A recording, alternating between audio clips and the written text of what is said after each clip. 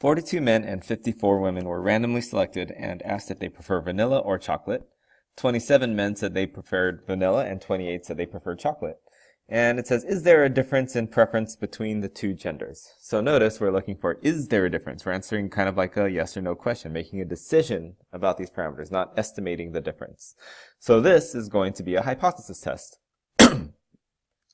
And it looks like we're working with proportion, since we have categorical variables here. We're looking at the percentage or proportion of people who like vanilla, men versus women.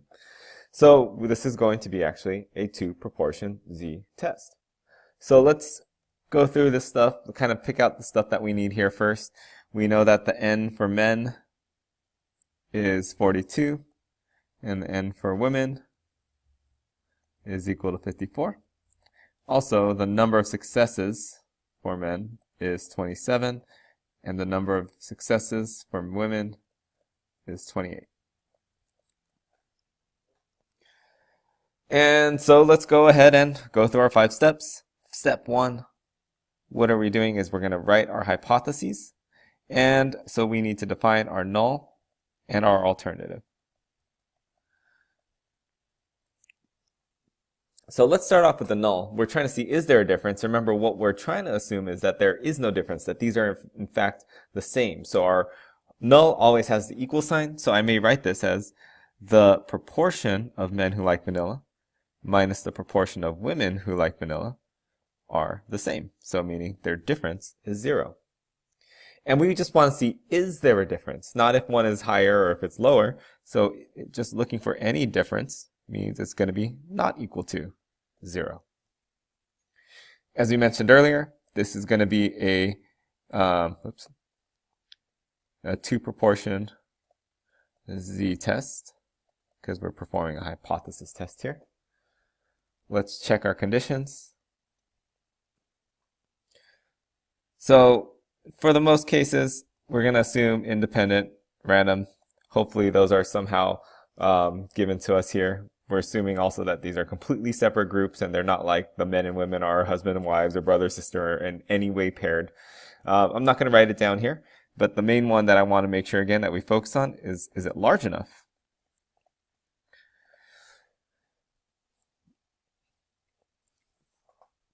So how do we check this large enough condition? Again, we need the number of successes and failures to be at least 10. So we can use those formulas, NP and NQ. Well, in this case, P hat and Q hat, since we don't have a value for P and Q. And if I wanted to, again, we can just find what is P hat for men. Well, that'd be 27 out of 42. And P hat for women would be 28 out of 54. So if we did the NP and NQ, well, we would just end up with, for men, 42 times 27 out of 42 gives us 27, which actually we knew because we said, oh, there were 27 successes. And also for women, we have our N is 54. And again, this is times 28 out of 54. So again, we see we didn't really need to do that because we already knew that there were 28 successes. What about the number of failures? Well, we can also just use the NQ, but for this case, maybe it's easier just to count how many there are. So if 27 out of the 42 are successes, then the remaining that make up 42, which is 15 other people, would be the number of failures. And so that would make up more than 10. This is more than 10. So great, the men is large enough. Let's do the same thing for women. We see that there's 28 out of 54. So how many women are there going to be is everyone else. That's 26 left over, which is greater than 10. And so this one is greater than 2. So the women have a large enough sample size as well.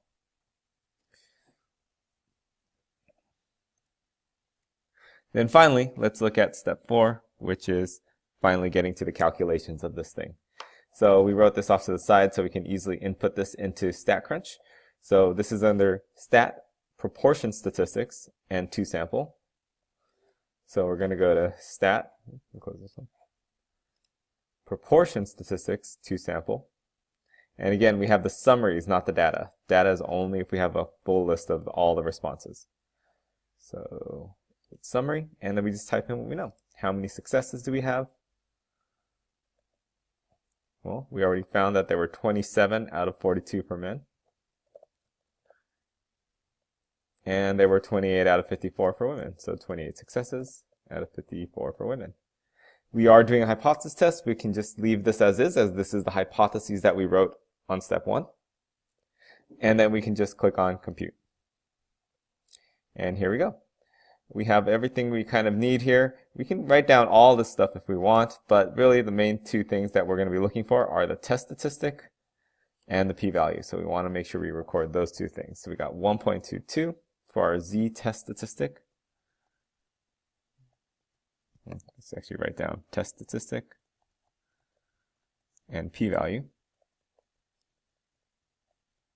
So this is z is 1.22, and our p-value gave us 0.2218. And those are the two things we want to do. Finally, step 5 is our interpretation of the p-value. Let's make our final conclusion.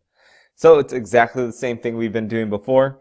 We see that our p-value is 0.2218. It did not give us an alpha, so we're going to basically use a level of significance of 0.05 since that's our standard.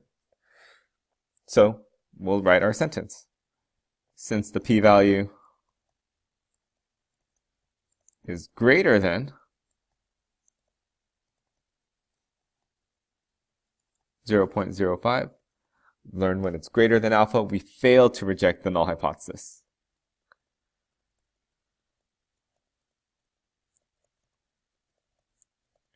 And why are we failing to reject? Because there's not enough evidence. This is not a low p-value, so there's not a lot of evidence. So we can say there is insufficient evidence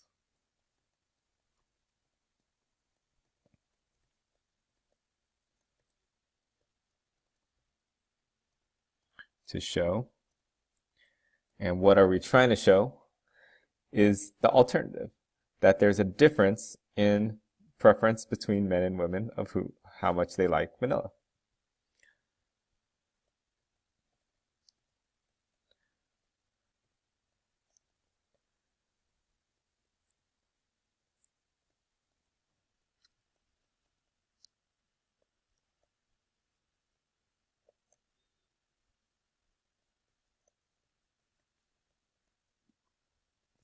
And there we go. We have all the things that we're looking for in our sentence.